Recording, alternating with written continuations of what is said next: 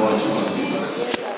Eu me daria satisfeito apenas em ouvir o testemunho do irmão, porque a Assembleia de Deus ela foi criada debaixo de testemunho. O testemunho ele fortalece a nossa fé, né? E ratifica que Deus é Deus e não há outro além. A Assembleia de Deus cresceu com testemunho, porque contra o testemunho, quando o Senhor mostra o seu neto e pega ele nos braços, é o testemunho vivo de um Deus que tudo faz. É um Deus que trabalha para o bem daqueles que nele esperam.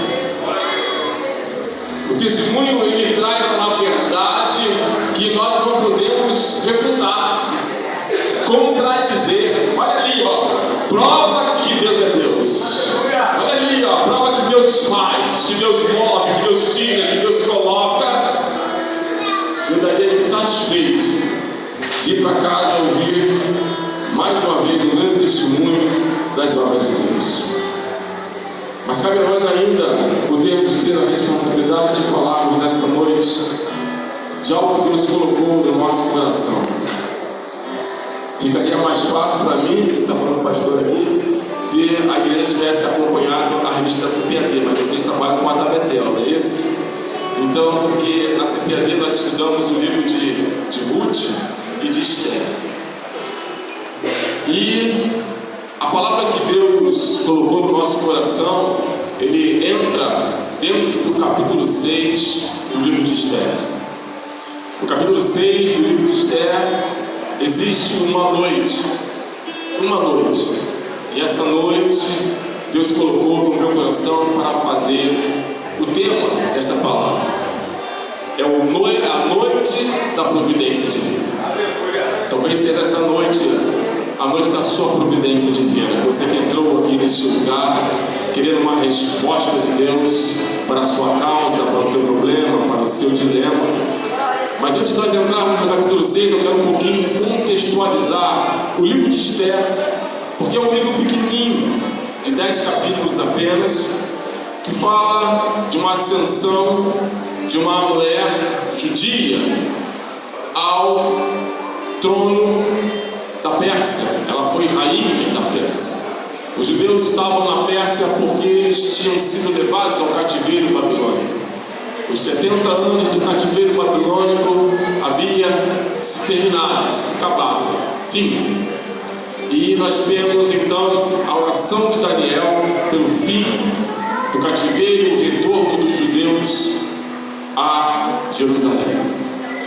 Esther, a história de Esther está entre o primeiro retorno do exílio, de Zorobabel, e o segundo.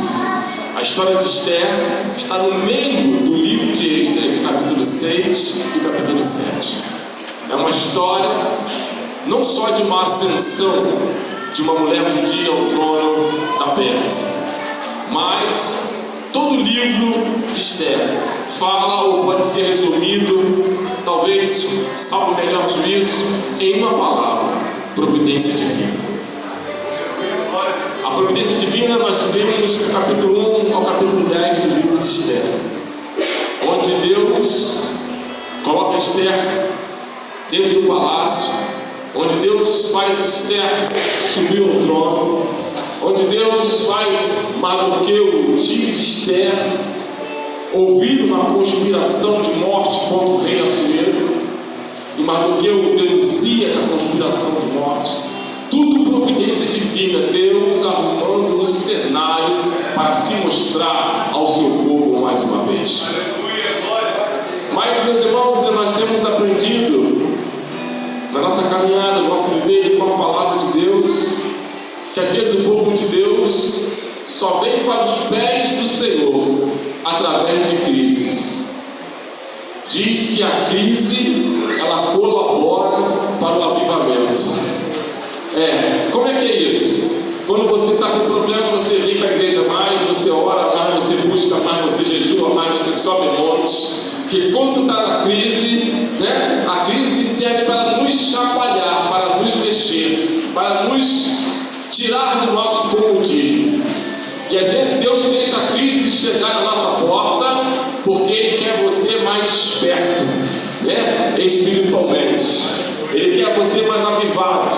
Ele quer você mais sensível à voz do seu espírito para poder ouvir e obedecer. E como nós nos transformamos mais sensíveis à voz do Espírito Santo, é porque nós começamos a manter uma maior comunhão com Ele, identificamos a sua voz em nosso ouvido, em nosso coração. Eu sempre gosto de usar uma metáfora do telefone. Se eu pegasse o telefone hoje e ligasse para você, nós não nos falamos no telefone todos os dias, então você teria dificuldade de reconhecer a minha voz. Mas quando alguém que você fala no telefone todo dia, hoje não, que é o celular, mostra quem é, né? Mas no telefone antigo, quando nós tirávamos do gancho, falava: alô, você, oi filho, tudo bom? Pela voz você identificava a pessoa do outro lado, quem era. Porque isso é comunhão, interesse, relacionamento. Quando você tem relacionamento com o seu Pai, com o seu Deus, você consegue discernir a sua voz aonde quer que você se encontre, aonde quer que você esteja. Quando Ele fala contigo, você fala que nem Samuel, fala: Senhor, que teu servo ouve. É quando você cria relacionamento com Deus, você tem essa sensibilidade espiritual de que Deus está falando com você. Amém? E eu quero falar dessa noite da providência divina, porque o povo de Israel estava no cativeiro, já estava liberto após ir embora, mas tem momentos da vida que nós relaxamos com a direção de Deus sobre nós, e estamos muitas vezes acomodados nos nossos lugares. E Deus quer às vezes nos chacoalhar, de tirar para levar para um lugar melhor, que é o lugar de bênção. Mas nós não entendemos muitas das vezes o que é isso. O povo de Israel estava na Pérsia agora, estava em Suzã, estava espalhado pelo Império Persa, já com a ordem de Dario, pai de Assuero, de ir para Jerusalém, construir os muros e construir o templo e adorar o Senhor na beleza da sua santidade. Mas o povo permaneceu em Suzã, capital da Pérsia, e continuou espalhado pela toda a província ao redor e também no território conquistado pela Pérsia. O povo estava acostumado a comer e beber tranquilamente, se regozijar até as suas casas, o seu comércio, o seu trabalho, e não queria nada de saber de Jerusalém. Deixa Jerusalém para lá. Jerusalém, como diz o profeta Jeremias, foi cidade que ficou só os pobres, miseráveis, os que tinham problemas de saúde, cujo rei não queria levar para a sua capital, para o seu país, para poder trabalhar. Não, deixou todo mundo lá. Vou voltar para lá para quê? Quem vai comprar? Não tem lá gente que tenha poder econômico. Como é que eu vou fazer na minha casa? Talvez começasse a questionar a direção de Deus para as suas vidas. Mas Deus é um Deus que abençoa a nossa vida quando ninguém vê bênçãos. Quando muitas pessoas não entendem que ali a bênção, Deus diz: vai lá que eu vou te abençoar. Se nós olharmos o caminhar de Abraão na terra de Gerar, a Bíblia diz que Abraão cavou poços, e depois que Abraão passou por ali, certamente Abraão deixou aqueles poços abertos. Anos depois, o seu filho Isaac chegou na terra de Gerar e viu os poços que o seu pai Abraão tinha deixado para os filisteus, e todos estavam entulhados, tapados. Naquela época, o poço de água era a riqueza para uma família, para uma cidade, para uma comunidade, que do poço tirava o sustento para o gado, para a lavoura e para si próprio fazer a alimentação. E quando o Isaac chega naquele lugar, os poços estão tampados. Mas quando Deus quer abençoar, Ele te coloca num lugar onde o mundo não vê prosperidade, mas Deus está te mandando: vai que eu sou contigo, por onde quer que tu andares. Aleluia. O que o mundo não vê, Deus vê para você e te mostra. Isaac chega então a Gerar, né, na terra dos filisteus, e cava um poço. O primeiro poço que ele cava chama-se Sidna, contenda. Ele tirou o entulho do poço, brotou água. Quando brota a água e tenta se instalar, os pastores de Gerar falam assim: não, esse poço é nosso. Olhando para trás, tá bom. Ele não entulhou os poços. Olha só o que o crente faz: ele deixa a bênção para alguém usufruir, não é verdade? Deixou a bênção lá, andou um pouco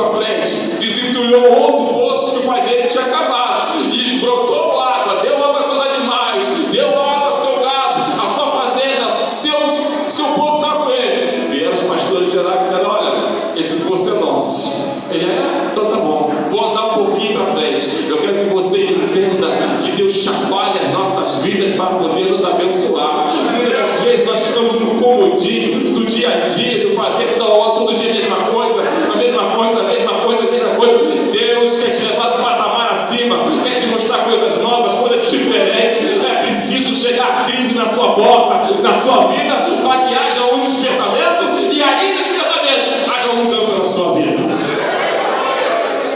Mas pastor, eu não podia chegar com isso. Quero chegar na noite, onde Deus muda todas as coisas. Deus muda, Deus move, Deus faz. A noite da providência divina. Lá, o povo estava lá na Pérsia, capital de Suzano, tranquilo, vivendo, comendo, bebendo, comercializando, onde o povo Deus coloca, Deus prospera mesmo. E aí se levanta um homem chamado Amon, faz uma proposta ardilosa ao rei Assuero, sem saber de quem se tratava. Dizia: Assuero, existe um povo no meio do seu território, das suas conquistas, existe um povo que não obedece à tua lei. Assuero é mesmo? É. Podemos exterminá-lo, podemos acabar com ele. Assuero, pode. Amon joga um dado, ou lança sorte, que é puri, e cai no 13º dia do mês de Adar. Então ali decretada a morte dos judeus. Mas existia um homem dentro do palácio do rei chamado Mardoqueu, tio de Esther. Ao saber disso tudo, conta Esther, e Esther chega diante do rei. Eu vou acelerar o processo. Chega diante do rei e pede fazer uma petição. Ela coloca a sua vida em risco, porque ela não podia chegar diante do rei sem ser chamada, porque era questão de morte, a não ser se o rei estendesse o certo para ela e a recebesse. E ela então se coloca na situação, mas não antes de jejuar, não antes de buscar a Deus para tomar uma decisão. É preciso nós nos humilharmos às vezes, buscarmos a presença do Senhor para podermos agir. Muitas das vezes as pessoas querem agir na força do seu braço, do seu intelecto, da sua persuasão, da sua retórica, da sua beleza, do que quer que seja. Quer colocar tudo isso na frente para conquistar alguma coisa. Mas o crente não. O crente, a ele foi dada uma ordem: humilhar-te perante a potente mão de Deus, que ao seu tempo ele vai vos exaltar. Aquele que reconhece a sua fraqueza, a sua debilidade, a sua incapacidade de resolver algumas coisas, tem a bênção de Deus sobre a sua vida. E ela jejua, e ela então se coloca pela manhã na frente do rei. O rei olha para ela e ali tem uma decisão, e o rei estende o cetro. Quando o rei estende o cetro, o recebe, e ela, sabendo já do decreto que tinha para matar todos os judeus, ela não faz uma petição, ela convida o rei para o dia seguinte, para o banquete, para o café da manhã ou o almoço grandioso, e fala assim: olha, pode vir com a mão também. E eles comem e bebem. E ela fala assim: ó, amanhã, se o Senhor me permitir, vou fazer o segundo banquete para você, Assuero, e você, Amon. Ela não contou para o rei o que ela queria. Entre o primeiro banquete e o segundo banquete há uma noite. E agora eu quero chegar a noite da providência divina. Naquela noite, entre o primeiro banquete e o segundo banquete de Esther, Amon vai para casa feliz, porque Esther também tinha um honrado. Ele passa pela porta, vem Mardoqueu, um judeu, e se enfurece no seu coração, porque Mardoqueu não faz para ele uma reverência, porque ele era o primeiro-ministro. E ele vai para casa e convida os seus amigos e convida os seus parentes, e ali na sua casa ele desce um plano de fazer uma forca de 20 metros e pendurar Mardoqueu nela. E vai embora. Essa era a noite. E naquela mesma noite, onde Amon tenta matar Mardoqueu, o rei vai dormir. Quando o rei vai dormir, olha como Deus faz, com providência divina. Deus tira o sono do rei. Deus mexe na fisiologia, não mexe? Alguém leu aqui em Gênesis que caiu um sono sobre Adão. Isso é Deus mexendo na fisiologia humana para poder fazer o que ele deseja, os seus desígnios, os seus propósitos. Isso é providência divina. E quando Deus tira o sono do rei, olha só, é tudo providência divina. O rei podia dizer: traz para cá os cantores, traz para cá os músicos, traz para cá as concubinas, vamos fazer um banquete, uma festa noturna, para passar, vamos bebedar. Não. Olha que Deus colocou no coração dele: traz para mim o livro das crônicas. As crônicas é uma memória escrita num livro, onde estão registrados os escritos, os registros dos acontecimentos da vida de um rei, da vida do seu país. Mas existem também livros da Bíblia que a Bíblia fala. Existe um livro de crônicas da minha e da sua vida. Apocalipse, no capítulo 21, do livro do Apocalipse, fala que no dia do grande trono branco abririam-se os livros e o livro da vida. E no livro da vida, há uma história, a sua história, há uma história relatada naqueles livros, o que eu e você temos feito diante de Deus e pela igreja, para a igreja e para com aqueles que não são salvos ainda. Isso está tudo registrado na Bíblia, para que você e eu tenhamos temor daquilo que viemos a fazer na casa de Deus e na obra de Deus. Paulo convoca a igreja de Corinto e faz a ela um apelo: olha, veja bem como vocês edificam a obra de Deus, porque muitos têm edificado com materiais que não servem para nada, materiais que na hora da crise não servem para sustentar a vida de ninguém. Qual é, Paulo? Palha, ferro e madeira. Quando o fogo pega na adversidade, não sobra nada.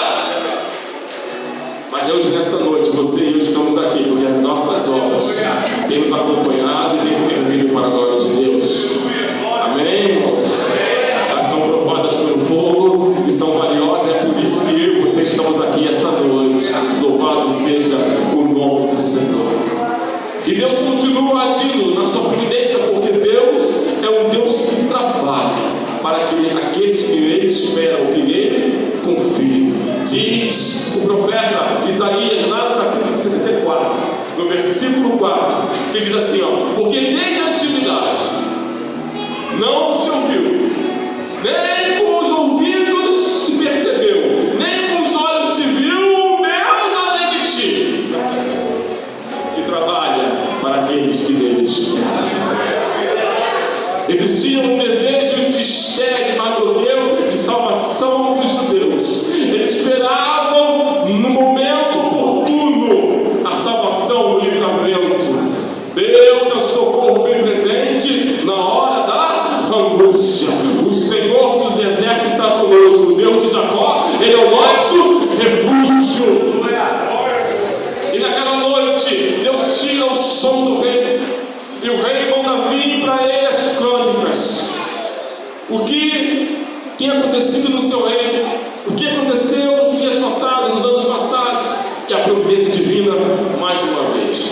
De tudo que se leu a história de um homem chamado Mardoqueu, que era trabalhador do palácio, assentava-se à porta do palácio. E Mardoqueu um dia ouviu uma história que 2 oficiais do rei queriam assassiná-lo. E Mardoqueu conta isso a Esther conta isso ao rei, e o rei fica abismado e pergunta assim: o que se fez a esse homem? O que foi dado em benefício e em gratidão a esse homem? Olha a história mudando aí. Amã tinha ido para casa fazer uma forca para matar Mardoqueu, e o rei agora aqui está perguntando para o seu serviçal que trabalha nas crônicas: como é que nós podemos beneficiar a vida de Mardoqueu? A noite da providência divina serve para a minha vida e serve para a tua, meu irmão. É por isso que você está aqui essa noite, para ouvir essa história, esse relato bíblico, encher seu coração de fé e de esperança, e acreditar que o mesmo Deus que agiu na Pérsia e em Suzano, o mesmo Deus que tocou no coração do rei, é o mesmo Deus que pode prover na tua vida uma reestrutura, uma mudança, uma reforma, porque Deus continua sendo Jeová Jireh, o Deus da providência. Tem um versículo que eu acho lindo na Bíblia. Se você quiser guardar ele, anota na sua Bíblia. É o Provérbio 21. Provérbio 21. Já tomei ele muitas das vezes para a minha vida, para me assegurar em cima dele e clamar ao Senhor. Provérbios 21 diz o seguinte: como ribeiros de água, assim é o coração do rei. Olha o coração do rei. O coração do rei na mão de quem? Na mão do Senhor. O coração do rei na mão do Senhor. Como ribeiros de águas é o coração do rei na mão do Senhor. A tudo quanto quer ele o inclina. Deixa eu falar para vocês o que é o ribeiro de água. O ribeiro, ele não desce em linha reta para desaguar numa lagoa ou desaguar no mar. O ribeiro, ele tem os seus caminhos tortuosos que vai correndo e percorrendo. Ele vai sendo moldado pela geografia do lugar. Assim também é o coração do rei na mão do Senhor. Se tem um tribunal, se tem um juiz, se tem uma autoridade, saiba você que o coração do rei e da autoridade está nas mãos do Senhor. A tudo quanto quer ele o inclina para abençoar a sua causa, a sua vida.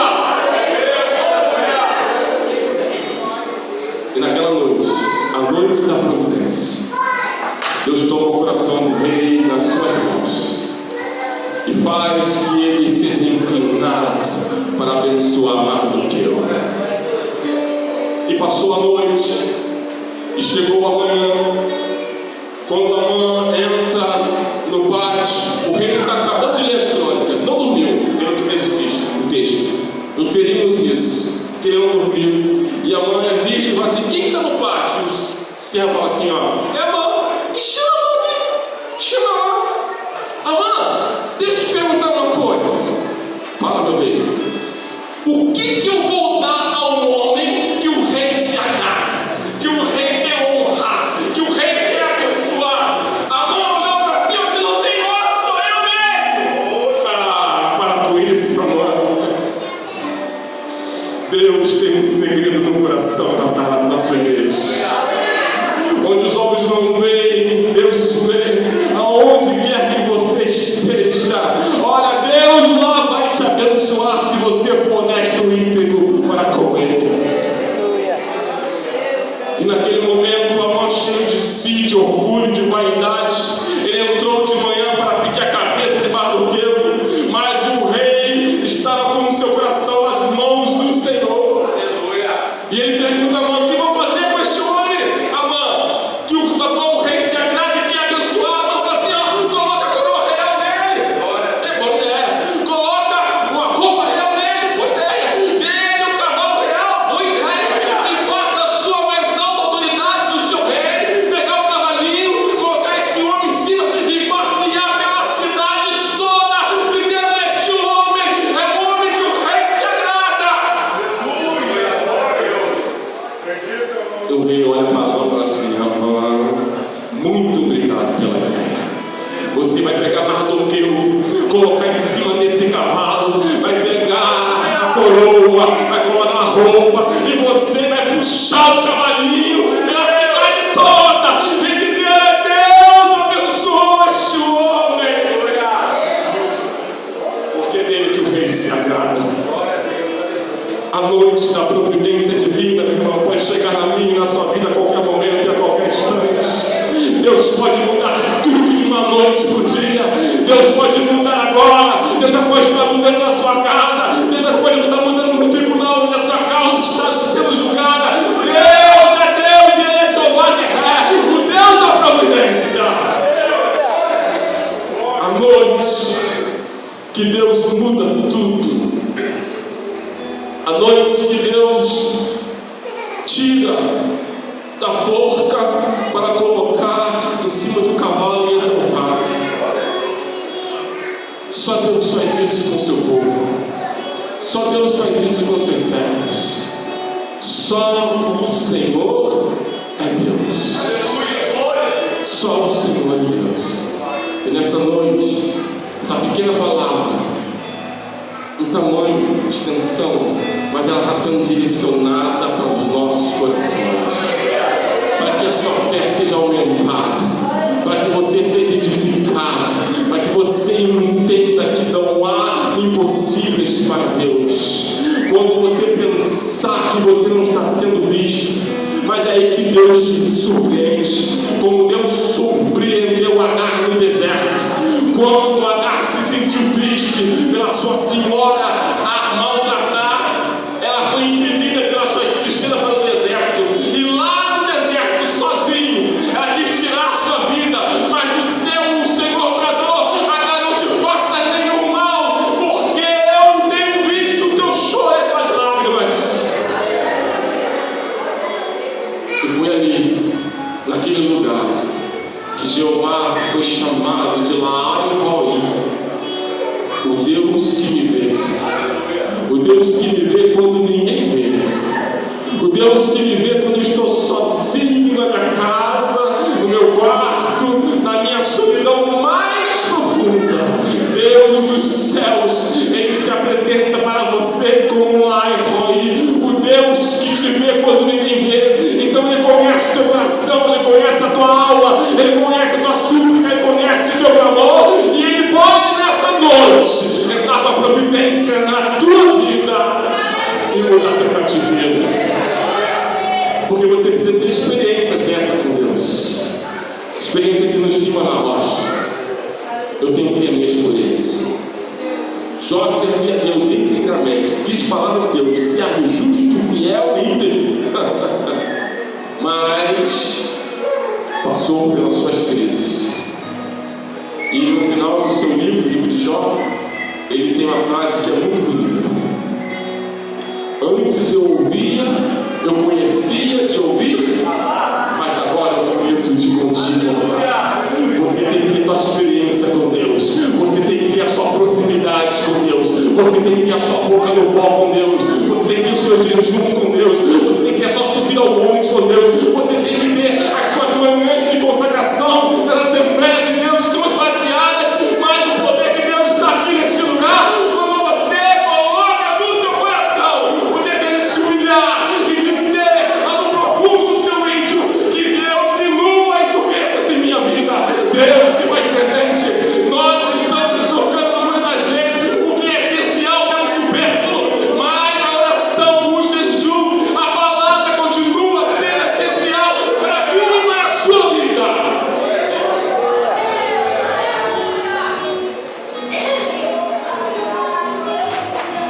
Eu tenho batido muito nisso lá na nossa igreja, pastor. Tem festa, aí eles dizem assim: vamos ter uma consagração no domingo. Assim, vai, consagração? É. Consagração hoje na Assembleia de Deus só é comida, é almoço.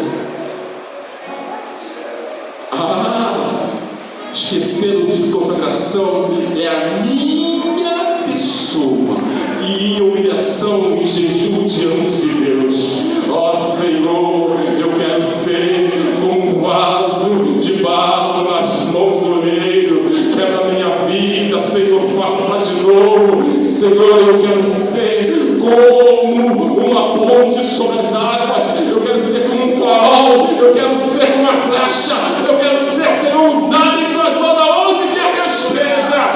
Isto é consagração, irmão, é o seu desejo de se aproximar-se de Deus e servir a Deus. Consagração na Assembleia virou festa de 10 horas, o povo só chega às 10 horas da manhã, para o culto acabar 11h30, meio-dia, e papar, comer. Ainda mais se for 0800. Essa é a consagração dos nossos dias, para a vergonha nossa, porque nós não aprendemos assim. Estou certo, pastor? O senhor confia nessa palavra? Nós não aprendemos assim. Nós não aprendemos assim. Consagração de Santa Ceia, Assembleia de Deus, é todo mundo em jejum. Nós estamos nos esquecendo do essencial da igreja, para Deus se manifestar no meio do seu povo. Nós queremos ver cura, libertação, mas estamos tocando o efêmero, o passageiro, sem valor, por aquilo que é verdadeiro e essencial. Jejum, oração, culto de doutrina, ensinamentos, família dominical, estamos deixando a essência de ser cristão. Mas Deus tem tido misericórdia de nós, e eu quero aqui reforçar nessa noite essa breve palavra de que Ele continua sendo o Deus da providência. Então Ele vai providenciar para você entendimento e amadurecimento, para que haja mudança. Amém, igreja? Porque aquele está em Cristo, nova criatura. Então eu não posso ser o velho crente de ontem que chega no culto 7h40. Eu não posso ser o velho crente de ontem que não vem mais para a escola dominical. Eu não posso ser o crente de ontem que não gosta mais do cadinho da arca, mas está na Assembleia de Deus. Eu tenho que ser um novo crente em Cristo Jesus. Então as coisas velhas já passaram, eis que tudo se faz. Então você renova o seu posicionamento também. Renova porque o Espírito Santo te faz novo.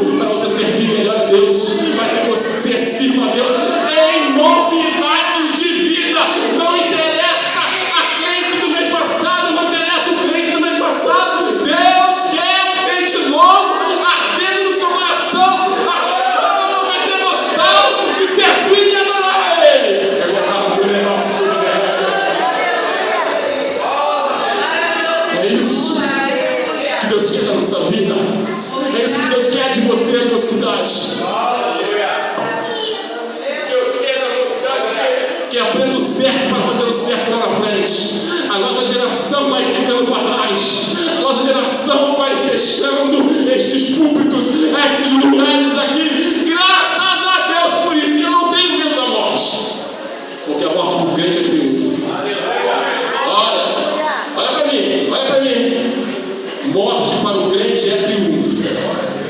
Triunfo. Paulo disse: combati o bom combate, acabei a carreira, guardei a fé. Eis que está me preparada. Aleluia! Está preparada a coroa da vitória. É triunfo, igreja. É triunfo. É triunfo. A morte para o crente é triunfo.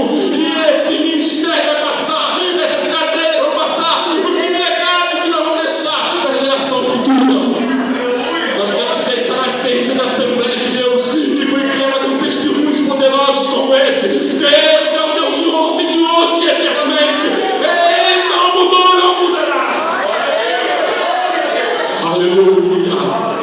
E foi assim que a igreja Assembleia de Deus cresceu. Eu sou assembleano desde jovem. Eu sou assembleano, nasci na Assembleia. Quando aqui a irmã estava cantando o hino 193. Se tu minha alma a Deus suplicas e não recebes, confiando fica em suas promessas, que são muito ricas e infalíveis para te valer. Oh, minha alma, e te comoves, perdendo a calma. Não tenha medo, em Deus espera, obedecer. Sabe como eu ouvi esse hino, a testemunho de vocês? Eu ouvi esse testemunho desse hino, eu ouvi esse hino às 6 horas da manhã. A minha mãe na fé, a irmã Irene do Chico de Oração, cantando mais ou menos a 30 metros da sua casa. Eu via ela molhando o cabelo de manhã, ungindo a cabeça com óleo, fazendo aquele toque lindo, assembleando e colocando a boca no pó, porque Deus tinha prometido que iria salvar o seu marido. Era manhã de sábado, na consagração da Assembleia de Deus, o marido dela chegava 10 horas da manhã, porque não dormia em casa de sexta para sábado, porque ele estava em adultério com a amante. Mas ela, sabendo disso, ela tinha uma promessa na sua vida: porque te abatizou minha alma e te entristeces, não tenhas medo, em Deus espera, porque vencendo Jesus virá. Ela cria na promessa de Deus para a sua casa e para a sua família. Essa é a Assembleia que eu nasci, essa é a Assembleia que eu vivi, essa é a Assembleia que a consagração começa às 9 da manhã, desde a tarde cheia, Deus movendo, Deus libertando, Deus fazendo, Deus batizando com o Espírito Santo. Deus mudou a mocidade? Não mudou. Deus não mudou, mas nós estamos trocando o essencial pelo supérfluo. Nós estamos trocando o essencial pelo supérfluo. O que tinha de essência lá atrás? Tinha adoração e jejum. Culto de doutrina, igreja cheia, porque tinha fome da palavra de Deus. Hoje tudo está na internet, né? Você pega o celular, está a Bíblia. Crente hoje não vem mais para casa de Deus com Bíblia, vem com celular. Vai ficar fácil, né? Você bota qualquer roupinha, você vem domingo, você pode ir para a pizzaria, pode ir para o cinema, pode ir para o shopping. Porque a Bíblia diz para você assim, ó, diz para o mundo, ó, aquele ali é crente, ó. Aquela ali é crente. Mas quando você joga isso aqui dentro de um celular e bota no bolso, irmão, eu não sei para onde tu vai, nem onde tu veio, nem o que você vai fazer no domingo à noite. Essa é a verdade. Muitos estão se envergonhando em andar com isso aqui na mão. Estão se sendo constrangidos de andar com isso aqui na mão. Isso aqui ainda causa efeito na minha e na sua vida. Essa aqui é viva a palavra de Deus, que penetra a divisão de alma e de espírito, juntas e medulas, e vai discernir todo o pensamento do coração humano. Se você está ouvindo essa palavra, está sofrendo por isso essa noite, essa palavra está dizendo: não se envergonhe de mim,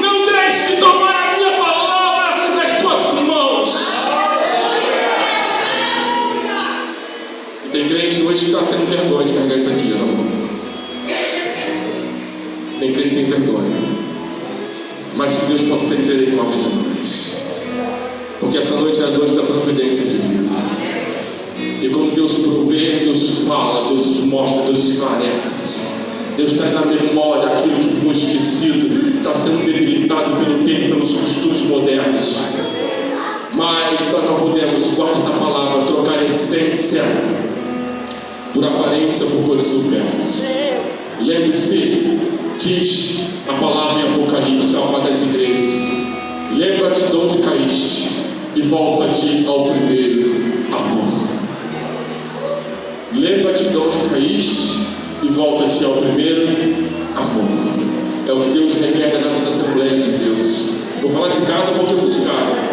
Vou falar de igreja A, B e C, né? Vou falar daqui, ó, Assembleia de Deus, essência, palavra, jejum e oração. Deus fazendo, Deus movendo, Deus mostrando, Deus revelando, Deus levantando o profeta, Deus dando dons espirituais, Deus batizando jovem, mocidade, criança, velhos, porque a palavra de Deus diz em Joel: ó, que nos fins dos tempos eu descerei e abençoarei e derramarei meu espírito sobre toda a carne.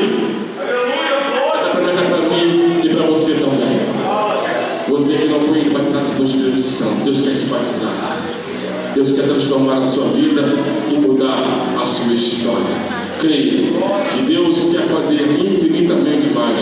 Tudo aquilo que nós pedimos e pensamos. Nossos planos são pequenos, são curtos, mas os planos de Deus são eternos e não vão passar. Deus tem estabelecido sobre nossas vidas planos para nós. Nós possamos entender esses planos, mas sempre com a mente e o coração voltado para a obra de Deus.